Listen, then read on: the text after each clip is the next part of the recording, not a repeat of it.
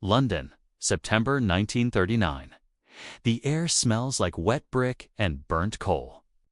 Somewhere above, beyond the narrow basement window, a city prepares for a war it doesn't yet understand. Down here, in a windowless room beneath the Admiralty building, the sound is different, quieter.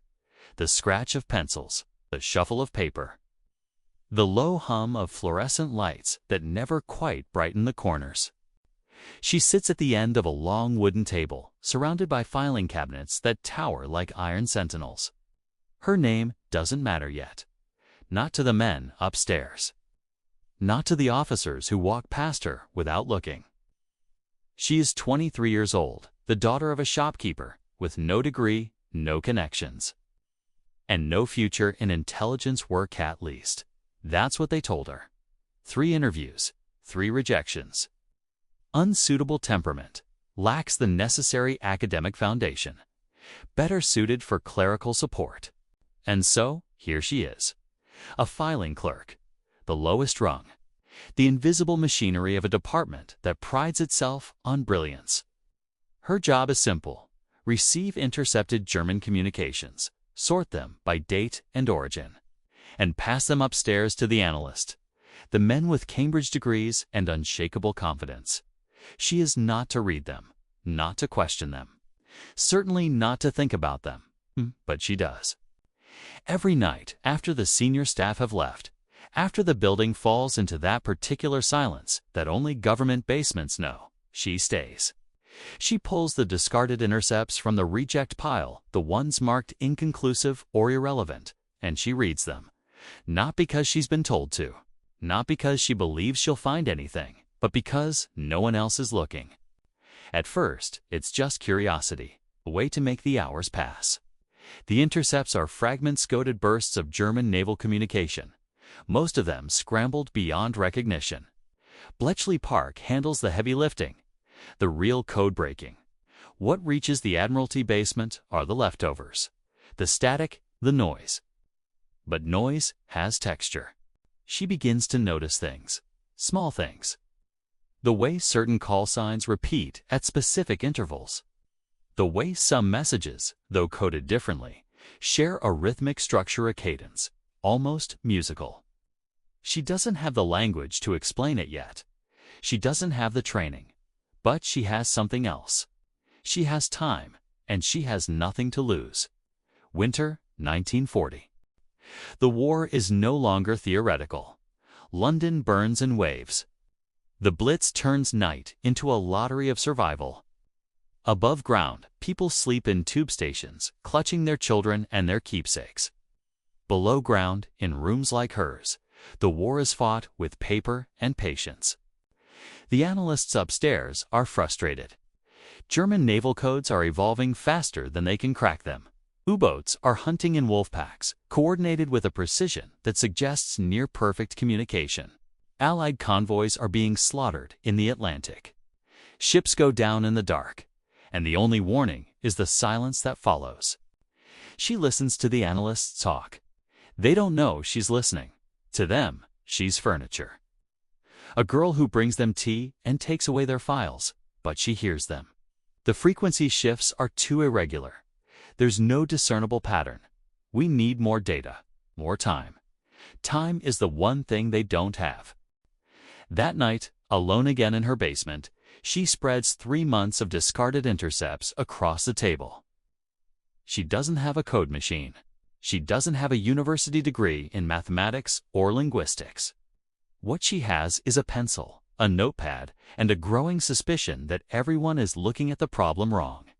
They're searching for meaning in the messages themselves. She's searching for meaning in the silences between them. She begins to chart the timing of the intercepts. It's not what they say, but when they appear. The gaps, the intervals.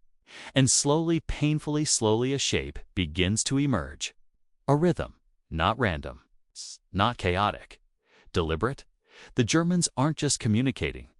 They're coordinating, and the pattern isn't in the codes. It's in the silence. Spring 1941. She writes a memo. 2 pages, handwritten. She doesn't expect anyone to read it.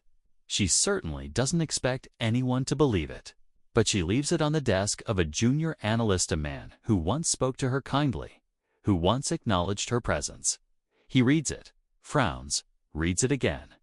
The memo makes its way upstairs. Slowly, skeptically, it lands on the desk of a senior intelligence officer who considers it for less than a minute before dismissing it as speculative conjecture from unqualified personnel. But a copy survives. Someone she never learns who passes it to a liaison at Bletchley Park, a mathematician with a reputation for unconventional thinking. He doesn't dismiss it. He tests it. Within a week, her pattern holds. Within 2 weeks, it's being used to predict U-boat movements. No one tells her. No one thanks her. She learns about it the way she learns everything, by listening, by watching.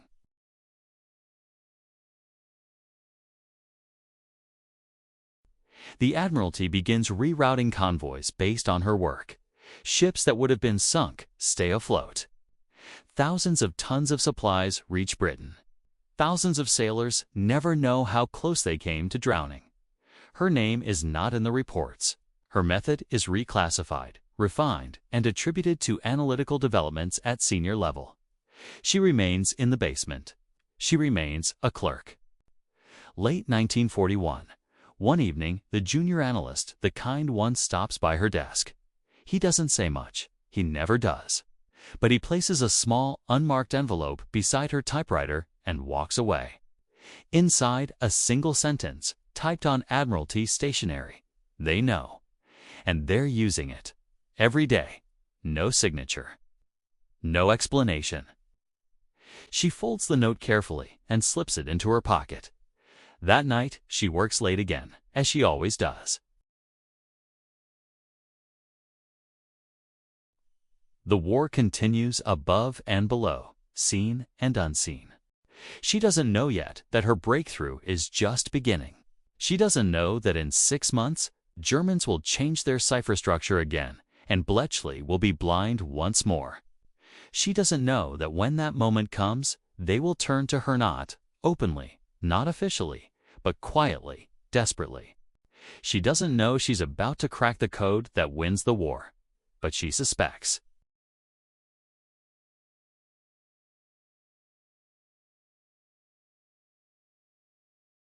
Not male enough that suspicion is an act of defiance.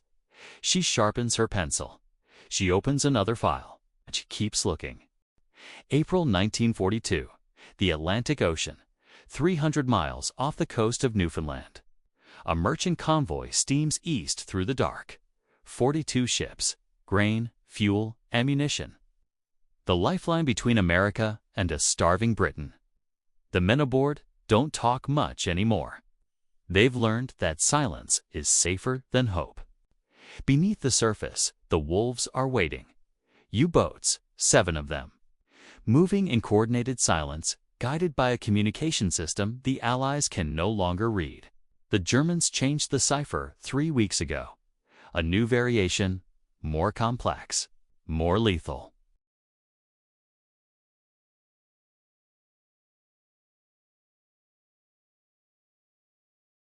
By dawn, 12 ships are gone. Bletchley Park, Buckinghamshire. The mansion smells like old wood and cigarette smoke. In Hut 8, where the naval codes are broken, the atmosphere is something beyond exhaustion. It's defeat, worn quietly, professionally. The cryptographers work in shifts, rotating through permutations, testing hypotheses, chasing shadows. They've been at it for 3 weeks. They've made no progress. Alan Turing paces. Others hunch over tables covered in intercepts and mechanical diagrams. The bombs, the electromechanical machines designed to crack Enigma, are running constantly, cycling through possibilities.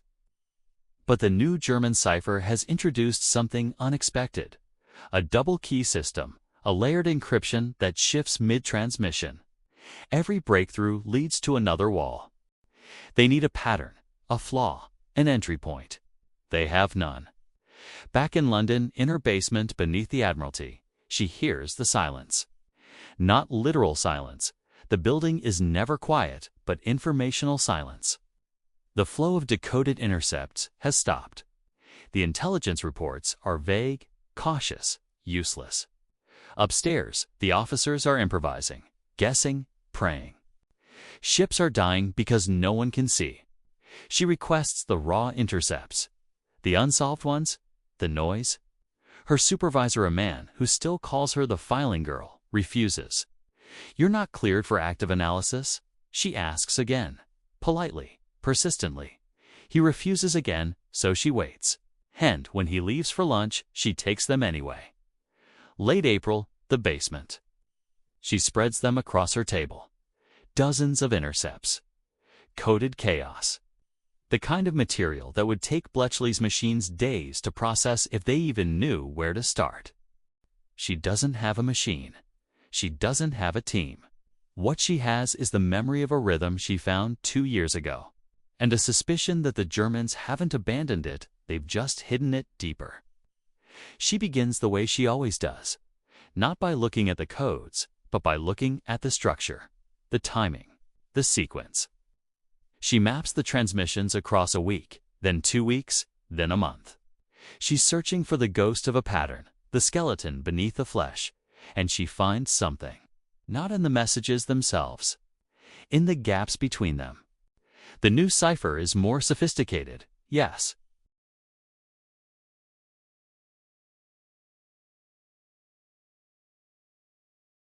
A rhythm.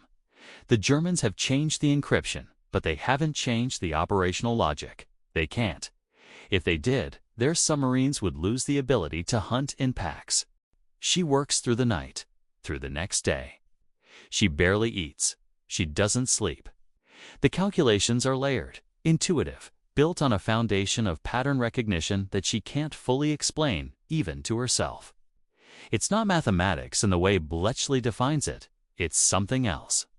Something closer to music, to language, to the cadence of thought itself. By the third night, she has it. A predictive model. Not a decryption key. She can't break the cipher itself, but a map. A way to anticipate when and where the transmissions will occur, and therefore when and where the U-boats will strike. She writes it up. It's 4 pages, handwritten, precise, and she knows even as she writes it that no one will believe her. Early May. The meeting? The memo reaches a deputy director at Naval Intelligence. He reads it twice, frowns, and passes it to a liaison officer who has clearance to communicate with Bletchley. The liaison reads it once and dismisses it. Speculative. Based on incomplete data.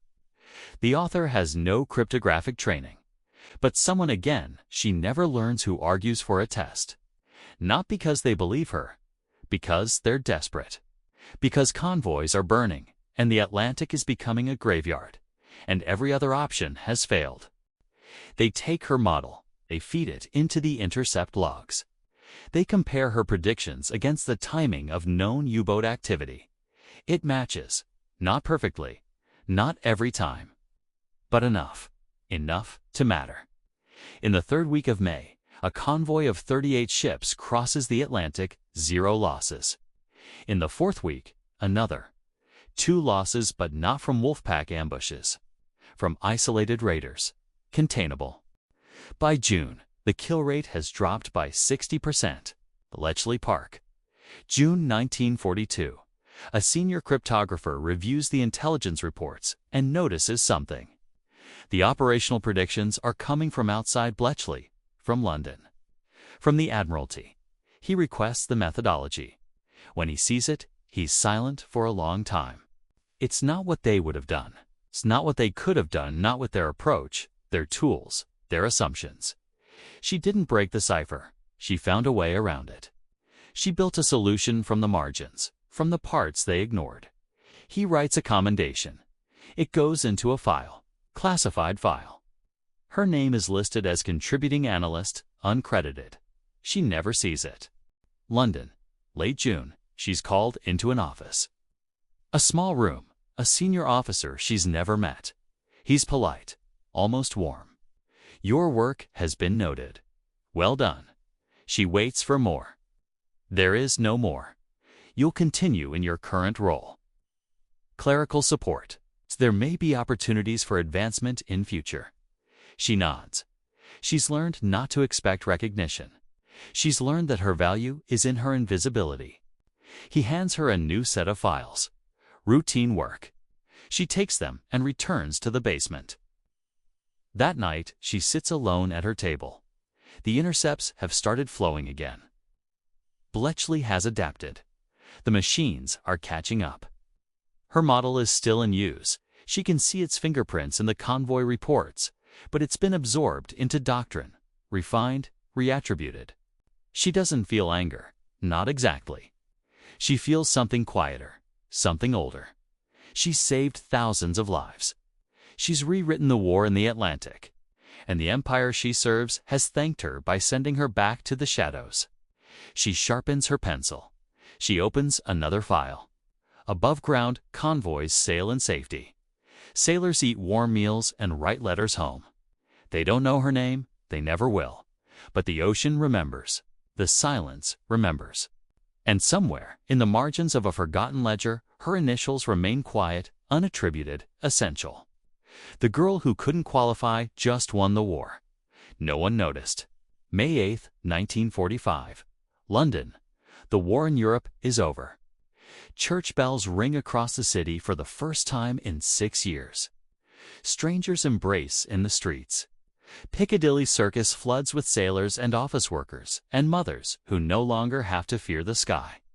Churchill's voice crackles through radio speakers, promising blood and toil repaid.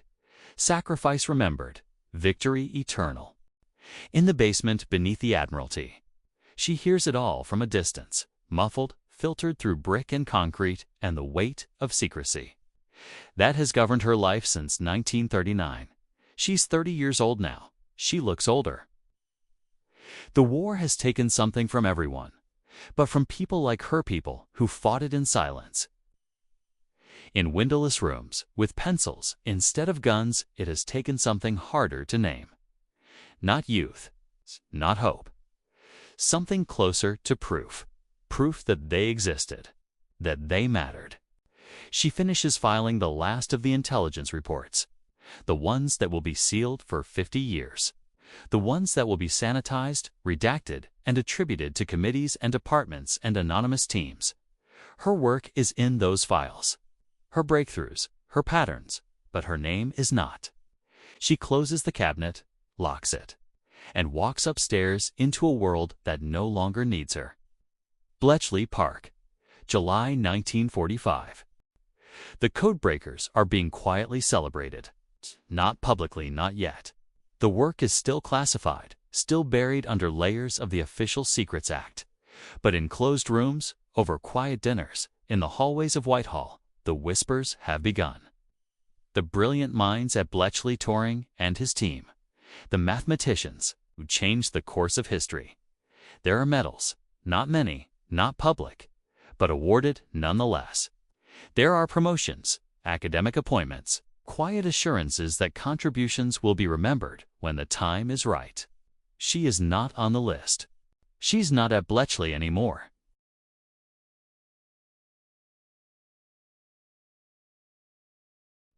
A clerk who happened to see things others missed. There's no category for that, no protocol, no box to check on the commendation forms. A junior officer, one of the few who knew what she did, tries to submit her name for recognition. The request moves through channels, slowly, bureaucratically.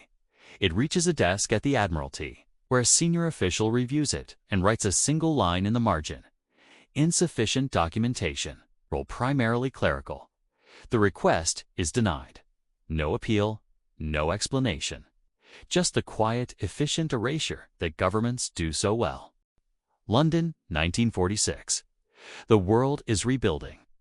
Men return from the front to jobs and futures.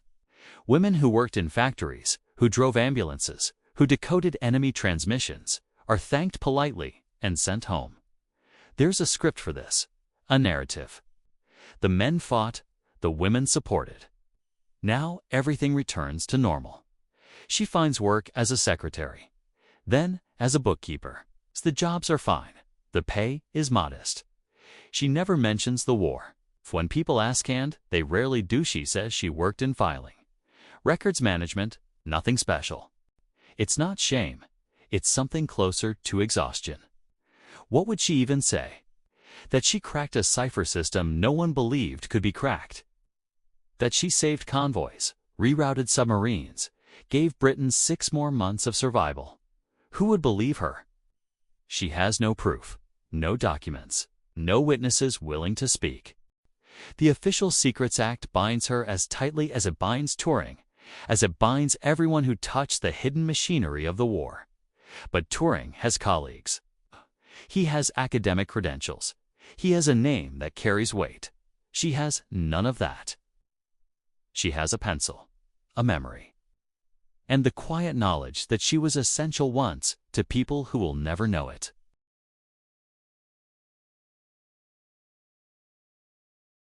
She reads the obituaries more often now, not morbidly, just habitually. The war generation is aging. The names she remembers: analysts, officers. The kind junior officer who slipped her that note in 1941 are starting to appear in the back pages of the Times. One morning she sees a headline, "Code-breaking veteran honored posthumously." She reads it. A man she never met, but whose work overlapped with hers. Bletchley Park, Naval Intelligence. A ceremony at Cambridge. A plaque. Words like hero and visionary. But she wonders, quietly, what it would feel like to be remembered. Not for herself, she's never needed that, but for the work. For the things she built in the margins, in the silence, when no one else was looking. She folds the paper, makes tea, goes to work. 1974. The National Archives. A historian is writing a book about Bletchley Park. The secrecy is beginning to lift. Documents are being declassified. Slowly, reluctantly. But the story is emerging. Turing, the bomb's enigma. The war won with math and machines. The historian is meticulous. He doesn't just want the famous names. He wants the whole picture. The support staff, the unsung contributors, the people the records forgot. He requests personnel files from the Admiralty, boxes of them. He spends weeks in a cold archive room, flipping through yellowed pages, looking for threads. And then he finds it. A ledger, unmarked, misfiled. A record of intelligence developments 1940 to 1943. Most of it is routine, bureaucratic shorthand.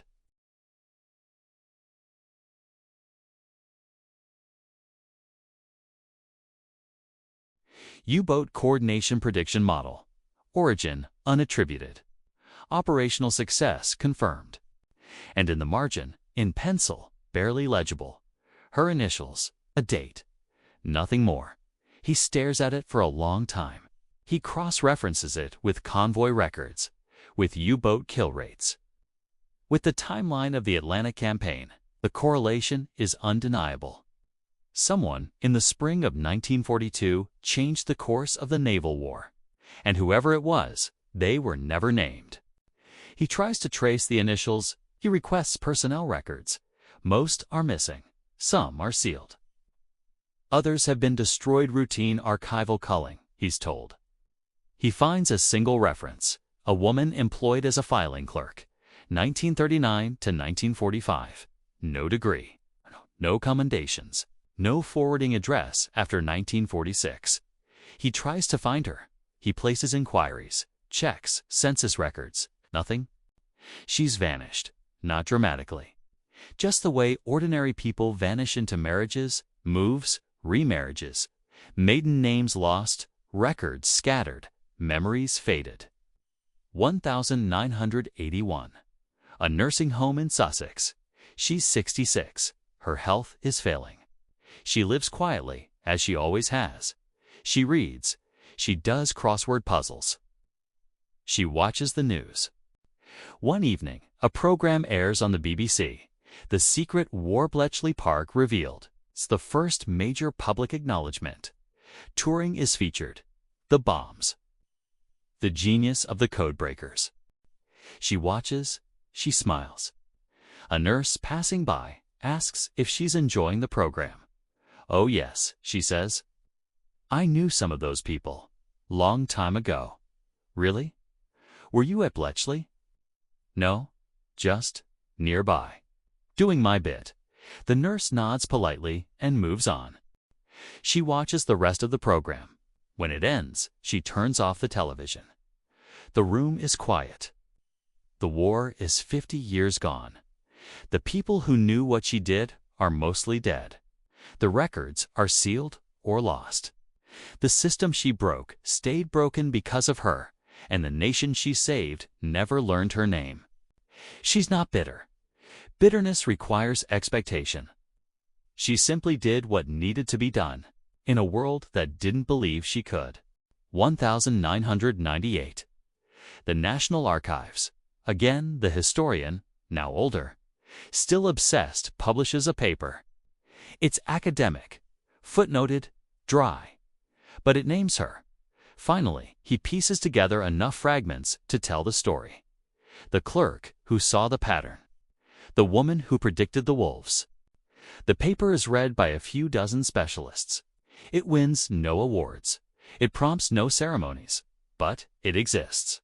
And in a small corner of the historical record, her name is no longer invisible.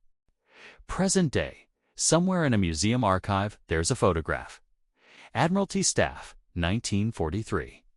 Rows of men in uniform, and in the back, barely visible, a young woman at a desk. No one knows her name anymore. The caption reads, Clerical Support Staff. But if you look closely, if you know where to look, can see the files on her desk, the pencil in her hand, the quiet intensity in her expression. She's working. She's always working. And though the empire erased her, though the records buried her, though the men who used her brilliance never spoke her name, she remains. In the convoys that made it home, in the sailors who lived, in the margin of a forgotten ledger, where someone once wrote the truth. Solution implemented. Origin unattributed. She didn't need the credit, but history does. And now, finally, we know.